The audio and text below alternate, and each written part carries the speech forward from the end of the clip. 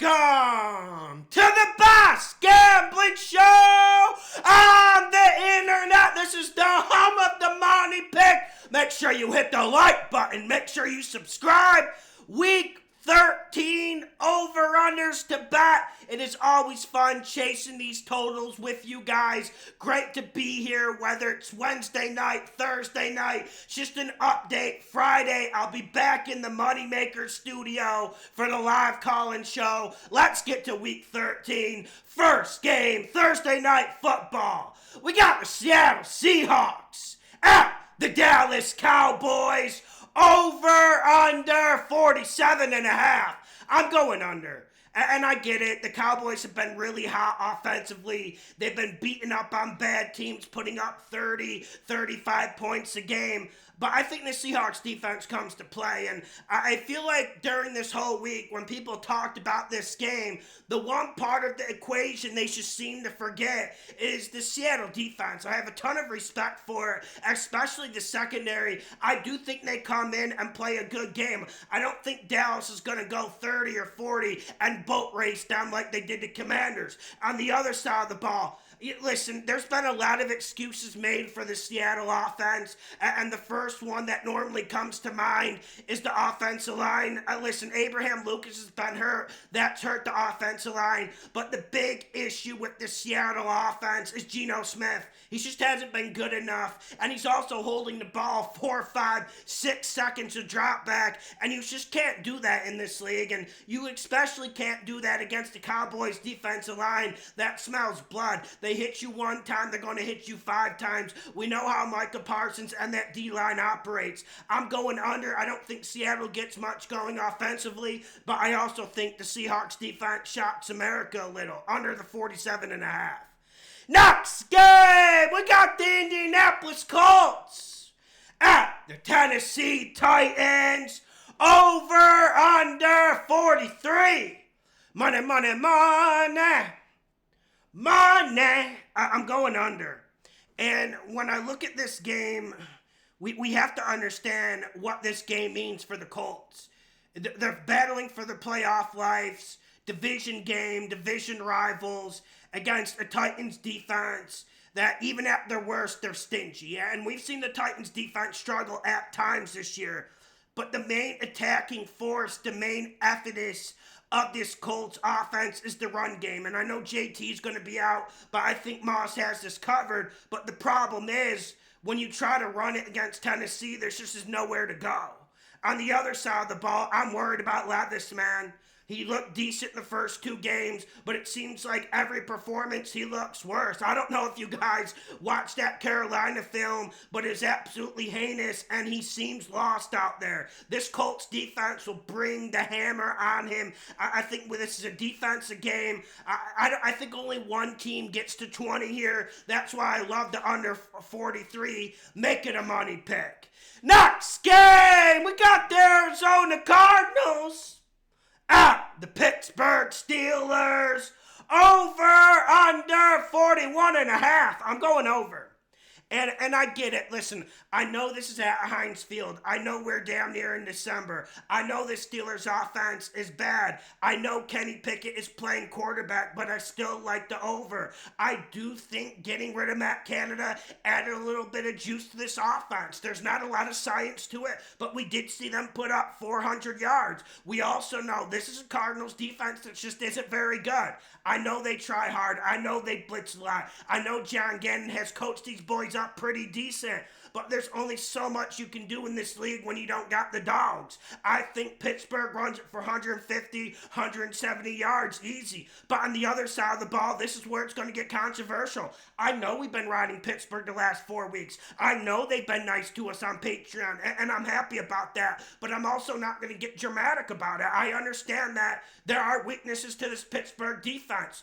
And the biggest weakness for me is in the secondary. I like how Kyler Murray and this Cardinals wide receiving core matches up. I think they can create space, and I think they can create mismatch. And we got to see a better game plan from the Cardinals. We got to see Kyler Murray moving around more. I think we'll see it. I'm going over the 41.5. Next game, we got the Los Angeles Chargers at the New England Patriots. Over, under 40 and a half. Money, money, money. Money. Borderline money pick. Now listen, the weather, I did check it out. It's not going to be too bad. I think it's going to be like 45, 12 mile per hour winds. But the reason why I'm going under here is because I got to be honest, man. This Chargers offense kind of stinks. And ever since Mike Williams tore that ACL early in the season, they just don't get a lot of big plays. And we see Herbert making play after play, but at the end of the day, it doesn't result in any points. It doesn't result in game-changing plays. And when I'm looking at this Patriots offense, I think they're the worst offense in the league. Like, honestly, I think they're worse than the Jets offense. And you don't know what you're going to get. Are you going to get Matt Jones or Bailey Zappi? It's kind of like saying, do you want to take anthrax or do you want to take cyanide? I mean, either way, it just doesn't equal a hell of a lot of points for your offense. And I do want to say, man, I feel like this Chargers team is out of ideas. Like, I feel like Brandon Staley's out of ideas. Listen, we don't like Brandon Staley, but listen, I do feel for the guy a little bit. And we have to remember, man, he's a human being, and he knows his job's over. He knows every button he tried to push didn't go right. I think this is the final fall of Staley. I think he gets fired after this game. I'm going under the 40 and a half. Money pick. Next game, we got the Detroit Lions at the New Orleans Saints. Over, under 46 and a half. Over. This is dangerous, though. This is dangerous because you don't know what the Saints offense is going to do. We've seen this Detroit defense. They haven't been playing all that well. The last 3-4 weeks, they just haven't played to the level they played at earlier in the season. And I don't think I'm being cruel or harsh saying that. But you also have a guy in Derek Carr who just doesn't look comfortable out there, man. He's missing wide open throws. You got Olave hurt. You got Michael Thomas hurt. Hell, even Shaheed is hurt. So I don't know who the hell he's going to throw to. I do think this goes over, though, because I think Detroit has the possibility to get into the 30s. Saints defense is also banged up like their wide receiving core. I'm going over. Not a lot of science here. Next game, we got the Atlanta Falcons. Bijan at the New York Jets. Over, under 34. Money, money, money. Money. Under the 34, making a money pick. Listen, this is about as low as they get. We saw one that was 33 and a half last week, 34. We went the under, and we were both right on it. Listen, I just can't see Tim Boyle doing much on offense. And this Falcons defense, they haven't been the best defense in the world. Hell, they haven't even been a good defense. But they're very consistent. They're consistently above average. And I think that's enough to shut this Jets offense down. I can't see how the Jets get over 10 to 13 points. And the other side of the ball, you got a Falcons offense that is struggling. And they finally got the run game going last week, but they haven't even been running it well. And did I mention that their quarterback position is really shit? I mean, you just don't know what you're going to get out of Heineke. You don't know what you're going to get out of Desmond Ridder, but you know what you're going to get with the Jets defense. The Jets defense is going to crush them. I'm going under the 34, making a damn money pick. Next game, we got the Miami Dolphins at the Washington No Names. Over, under 47 and a half, over. But not as certain as I normally am when it comes to a Dolphins game. I mean, we've been great with the Dolphins games this year with the over-unders, but I'm not certain because I do wonder, I do think the Commanders' defense has a decent performance in them. And I do think Sam Howell, listen, I didn't like what I saw the last 2 weeks, but I do think Sam Howell has some playmaking ability. And one thing we know about this Miami Dolphins defense, man, they're not all that great in the front seven. Phillips is out for the whole season, for the rest of the season, and I feel like the Commanders might be able to run it against them. I got this going over, and when you talk about the Dolphins, you always have to throw into consideration. This team can score 24 points in a quarter if they get hot. I'm going over. Next game, we got the Denver Broncos at the Houston Texans. Over under 47.5. I'm going over. But this one is really tough, and I'm not betting this one, and I hope you don't either. Listen, man, this Broncos offense has actually gotten worse as the season went on. I know they started winning games, but Vikings turned it over 4 times. Browns turned it over 4 times, and I think the Bills turned it over 5 times. Yes, if you get that type of luck, you'll be able to put up points in this league.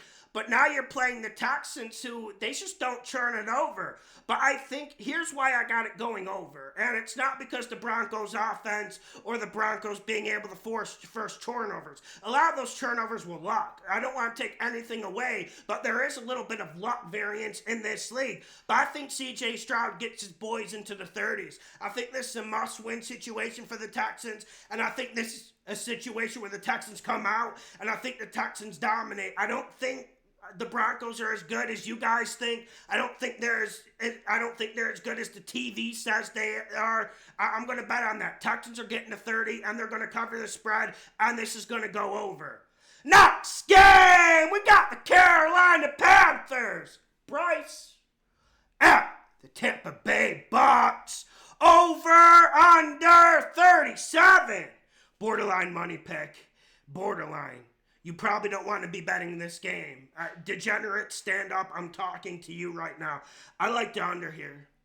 And I do think the Panthers offense does get a little bit of boost from getting Frank Reich out of there. Like, I'm not discounting it, but we have to remember that the Panthers aren't all that good at offense to start with. On the other side, I'm worried about this Bucs offense. I'm not liking the development. They had a great game against Houston. Then after that, they seem to be getting worse minute by minute. I think this is going to be an ugly game. And this game reminds me of when the Falcons won 13-10 in Tampa. I think it's going to be one of those type of games. We're not going to see a lot of big plays. And I think this Panthers defense will step up. And I think they'll play better than the Bucs defense. I'm going under the 37, borderline money pick for my degens. Next game, we got the San Francisco 49ers at the Philadelphia Eagles. Over under 47.5. Under. I wanted to bet it. I wanted to make it a money pick. But this game has too much variance. You know what I'm saying, fellas? Like, this game just seems... I don't think it's going to be a shootout, and that's why I'm going under. And I do think it will feel like a playoff atmosphere. But have you guys noticed every single Eagles game, they seem to be able to put up 17 points in a quarter? Did you see how that Bills game exploded in the fourth quarter? It was comfortably under the first 3 quarters. And then once the Eagles needed to try to win the game, you see the points start flying and the big plays start coming. Same thing with the Eagles-Chiefs game. I'm going under, though, because I got a lot of respect for this 49ers defense. I'm not sure the Eagles are going to be able to run it. And also, I'm not sure Purdy can exploit this Philadelphia secondary. You know, when you talk about the Eagles, they have one big glaring weakness. That's secondary. Can Purdy exploit that? Some games he can, but some games he can't. I'm going under the 47.5. Borderline money pick as well. I really want to bet this, but we have to show respect to how crazy these Eagles games have been this year. Next game, we got the Cleveland Browns at the Los Angeles Rams. Over under 39.5. Money under. I normally don't make this many money picks in a row, but this one I absolutely love. I'm just not sure the Rams are going to be able to block Myles Garrett. And we don't know if Zay Smith is playing, but Myles Garrett said today, he said he's going to be out there. His shoulder hurts, but he's going to be playing. And when you look at Rams games, their game is decided by, can Matt Stafford pass the ball? Are they going to be able to pass protect? I'm just not seeing them being able to do that against the Cleveland defensive line, that is nasty. That is fierce. And we know the way to attack Cleveland's defense. You run it to the outside, you catch them in the blitz up the middle, and then you catch them flat-footed on the outside. We saw Pittsburgh do it to them. We saw Denver do it to them. I just don't think the Rams have the gusto. And, on the other side of the ball, we're talking about possibly Joe Flacco as quarterback. It's going under, boys. Make it a money bet. Next game, we got the Kansas City Chiefs at the Green Bay Packers. Over, under 42.5. I'm going over, but listen, I get it. This Packers offense has been dross the whole year. Credit to them having a good game against Detroit, but can we maybe say that was more so Detroit being bad and Detroit going 0 for 5 or 0 for 6 on fourth down? I don't think the Chiefs are going to give them those type of golden opportunities. I do think the Chiefs get to like a 24-27. Packers will be competitive with a 17 or 20. I'm going over the 42.5. Monday Night Football, let's finish up the week. We got the Cincinnati Bengals at the Jacksonville Jags. Over, under 38.5. I'm going under. I watched Browning play the full 60 minutes against the Steelers, and he should have thrown 4 interceptions. Yes, Jamar Chase made some plays, but there's only so many miracles one man can work. I think the Jags have themselves a big day on offense, but I also think the Jags have a big day on defense. I just can't see the Bengals getting more than like 10 points. Maybe 13 is their max. I'm going under. Make sure you hit the like button. Make sure you subscribe. The best gambling show on the internet. Slam that like button. Leave a comment. Always like hearing from you guys.